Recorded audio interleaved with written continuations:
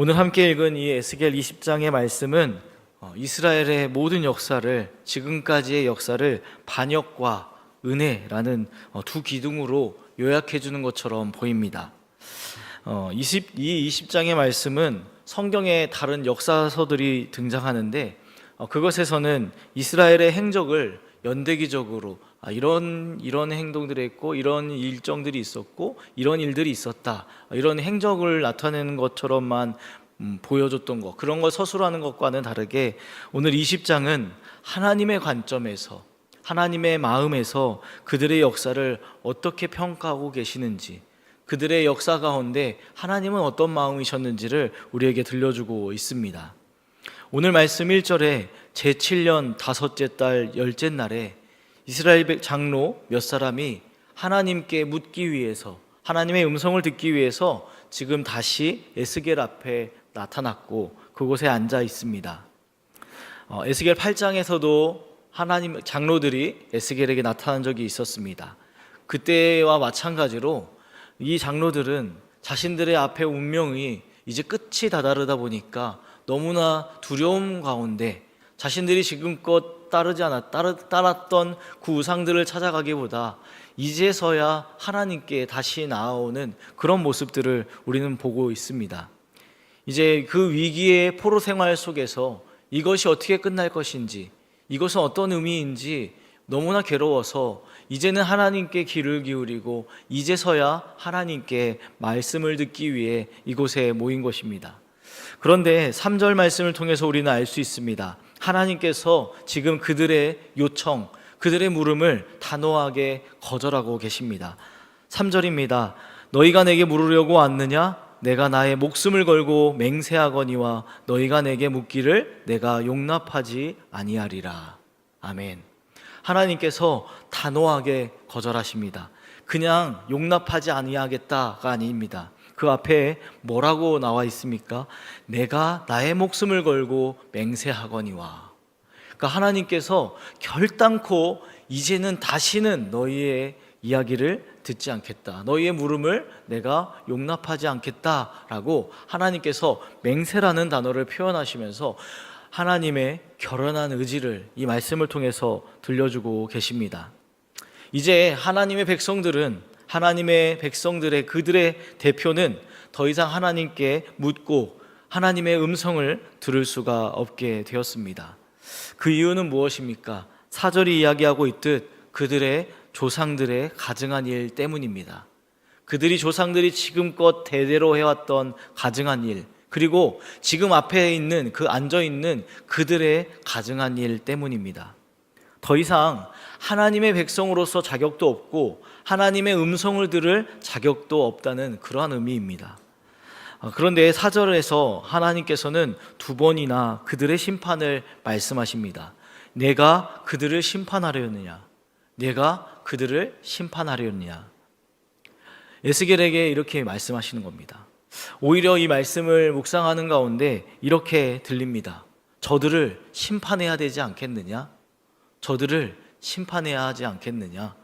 나는 더 이상 저들의 물음을 듣지 않을 거고 저들의 물음에 답변하지 않을 것이다. 저들은 심판받기에 마땅하지 않느냐라고 오히려 그들에게 있어서 그들의 물음을 하나님께 전달하려고 하는 에스겔에게 하나님께서 반문하는 것처럼 들립니다. 이제 심판받기에 마땅한 이스라엘 백성들에 대해서 하나님께서는 에스겔에게 이스라엘 역사의 4단계로 나누어서 심판의 정당성을, 그들이 심판받아야 하는 이유를 설명하고 계십니다. 애굽의 노예 시절 그들은 누구를 만났습니까? 하나님께서 친히 그들에게 나타나셔서 그들의 백성의 부르짖음에 응답하셔서 그들에게 나타나셔서 나는 여호와 너희의 하나님이라 라고 말씀하시면서 그들을 자기의 백성으로 삼으시고 그들을 기억하시고 그들을 그 노예된 땅에서 구원해내 주셨습니다. 그리고 그들에게 명령하십니다. 7절입니다. 너희는 눈을 끄는 바 가증한 것을 각기 버리고 애굽의 의상들로 말미암아 스스로 더럽히지 말라. 아멘. 하나님께서 요청하셨습니다. 내가 너희의 하나님이니 너희는 나를 사랑하고 나를 따르라. 하지만 이스라엘 백성들은 역시나 하나님을 반역했습니다. 광야에 나아가서는 어떠했을까요? 하나님께서는 사람이 준행하면 삶을 얻는다, 하나님으로부터 생명을 얻는다라고 말씀하시는 그 율례, 그리고 하나님께로부터 거룩함을 전수받기 위해, 하나님께서 거룩하심을 알기 위해서 안식일을 주셨습니다. 하지만 그들은 하나님께로부터 삶을 얻을 수 있는 율례와 안식일을 더럽혔다라고 오늘 하나님께서 그들의 죄악을 고발하십니다. 그들의 죄악은 이미 첫 시작부터 계속되었습니다. 하지만 하나님께서 그들에게 진노하셨지만 하나님께서는 이스라엘 백성들의 대를 끊지는 않으셨습니다. 그들의 자손은 남겨두셨습니다. 그러면 이제 그 대가 끊겼던 그들의 부모들, 그들의 조상들은 그 자손들에게 교훈이 되고 가르침이 되었어야 합니다. 신명기 말씀을 통해서 이 세대에게 그들의 조상, 그들의 부모에 대한 가르침을 거듭 명령했습니다.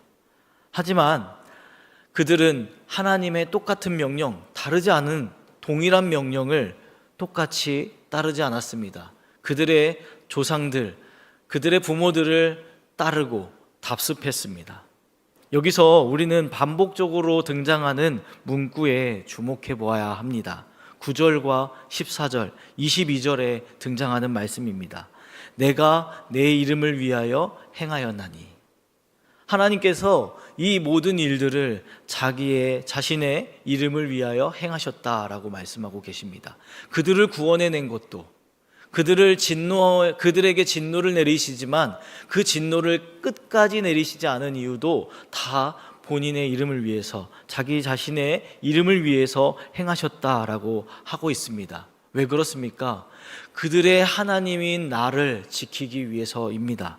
오직 하나님의 이름이 이방인들 사이에서 조롱거리가 되지 않기 위해서 하나님께서 꾹 참으시는 겁니다. 하나님께서 인내하시는 것입니다. 곧 하나님의 인내는 하나님께서 약속하신 것을 끝까지 붙드시고 지키시는 하나님의 사랑, 하나님의 은혜로 그 백성들에게 계속해서 나타나고 있는 것입니다. 마지막으로 28절 이후에는 가나안 땅에 들어가서도 그들이 우상을 섬기는 모습을 이야기하시며 그들의 마지막 죄악을 고발하고 있습니다. 그들은 그곳에서 높은 산들, 무성한 나무들을 바라봤습니다.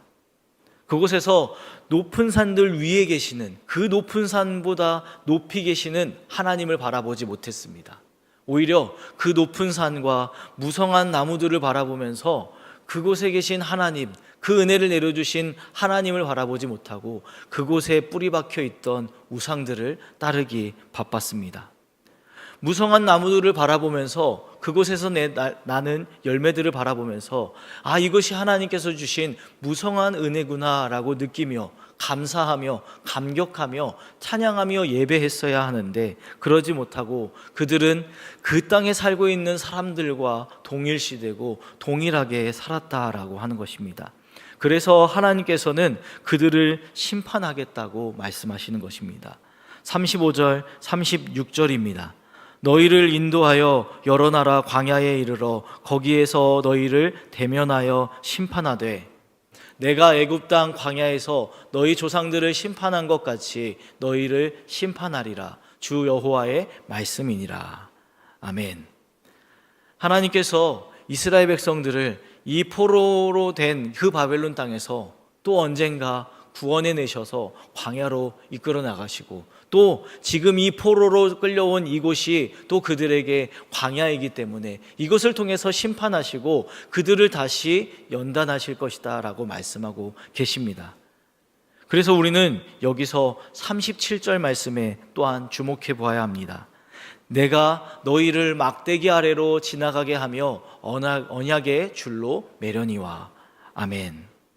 목자는 양의 수를 셀 때에 막대기를 하나씩 내려놓으면서 그 아래로 양을 통과시킨다라고 합니다. 그러니 이 막대기를 통해서 이 목자가 자기의 양을 분별해내고 이것이 양인지 누구의 양인지 분별해낸다는 것입니다. 하나님께서 이 광야에 들어오는 백성들을 바라보시면서 이 백성이, 이 양이 내 양인가 내 양이 아닌가 구별해내겠다라고 말씀하시는 것입니다. 그래서 광야에서 나를 따르는 백성들은 나를 끝까지 따라올 것이고, 그곳에서 그 광야에서도 내가 막대기로 그들을 분별하려고 하는데 반역하고 범죄한 자들은 이제 제할 것이다 라고 말씀하는 그런 장소가 이 광야인 것입니다. 이제 이 광야를 거친 후에 그들은 그곳에서 하나님의 막대기로 세워진 그 백성들, 하나님의 백성으로, 자기 백성으로 판정받은 백성들은 다시 하나님의 땅, 하나님이 약속하신 그 땅에 모여서, 그 예루살렘에 모여서, 그 높은 곳, 그 높은 산 위에 모여서 하나님을 예배하는 그런 예배자들이 될 것이다 라고 말씀하시는 것입니다.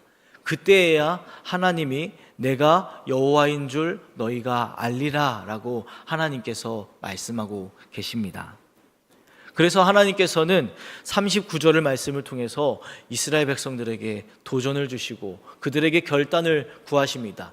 39절 말씀 함께 읽겠습니다. 주 여호와께서 이같이 말씀하셨느니라. 이스라엘 족속아, 너희가 내 말을 듣지 아니하려거든 가서 각각 그 우상을 섬기라. 그렇게 하려거든 이후에 다시는 너희 예물과 너희 우상들로 내 거룩한 이름을 더럽히지 말지어다. 아멘. 이 광야에 들어가며 막대기로 그 언약의 줄로 매는 그 하나님께서 말씀하시는 겁니다. 선택해라. 이제 진짜 누구를 따를 것인가 선택해라. 나를 따르려지 않으려거든 우상을 따르라. 이제 진짜 결단해라 라고 하나님께서 말씀하고 계신 겁니다. 사랑하는 성도 여러분, 우리는 오늘도 믿음 앞에서 결단해야 합니다. 하나님을 따를 것인가, 아님 나의 욕망과 나의 삶, 이 세상을 따를 것인가 결단해야 합니다. 마지막 단락 45절부터 49절까지의 마지막 단락은 결단코 하나님께서 그 땅을 심판하실 것이다 라는 메시지가 담겨 있습니다. 이 메시지를 남겨주시면서 49절에 이렇게 이야기합니다. 아하, 주 여호와여, 그들이 나를 가리켜 말하기를 그는 비유로 말하는 자가 아니냐 하나이다. 하나님께서 지금까지 은혜와 심판의 메시지를 계속 주고 계십니다. 이스라엘의 역사를 통해서 너희에게 은혜를 베풀었는데 너희는 반역했고, 또 은혜를 베풀었는데 반역했다. 지금 이제 결단하고 나아오는 너희들은 내가 예루살렘으로 데려가서 너희가 내 백성임을 다시 한 번 더 알게 하겠다. 그런데 그 길을 따라오지 않는 자들에게는 심판만이 담겨 있다라고 이 마지막 단락을 통해서 우리에게 명시적으로 명확하게 말씀하고 있는 것입니다. 그런데 49절에 이 말씀을 듣는 사람들의 반응이 이렇게 나와 있는 것입니다. 하나님께서는 이것을 비유로 말씀하시는 것이 아닌가? 나에게 진짜 심판의 메시지가 아니라 그저 나를 혼란하게 하고 또 나에게 어떤 비유로 말씀하시는 그런 분이 아닌가라고 착각하고 있는 것은 아닌가 이야기하고 있는 것입니다. 사랑하는 새신교회 성도 여러분, 오늘 이 말씀을 기억하시면서 우리의 삶이, 우리의 믿음이 누구를 따라야 하는지, 무엇을 따라야 하는지 결단하시기 바랍니다. 그래서 하나님께서 판가름하시는 그곳에서 하나님의 백성임을 자부하며 번쩍 손을 들고 하나님께 나아가는 그런 귀한 주님의 백성들이 되시기를 간절히 소망합니다. 우리의 삶 가운데서도 하나님께서 우리에게 때로는 진노하실 때도 있지만 그럼에도 불구하고 하나님께서는 우리에게 끝없이 은혜를 베푸시고 기회를 주고 계십니다. 그러니 이 이야기를 비유로 받아들이고 그저 흘러가는 이야기들로만 바라봤던 심판받기에 마땅했던 이스라엘 백성들이 아니라 이 말씀을 오늘 하루를 살아가면서 다시 한 번 더 하나님께로 돌아가기에 합당하게 만드는 그런 채찍과도 같은 말씀으로 기억하시고 오늘의 삶을 비록 광야와 같은 삶을 살겠지만 그 가운데 하나님께서 우리를 영화롭게 하시고 또 하나님이 우리의 진정한 하나님이 되심을 기억하면서 그 광야의 길을 믿음으로 나아가는 주님의 자녀들이 되시기를 간절히 축원합니다.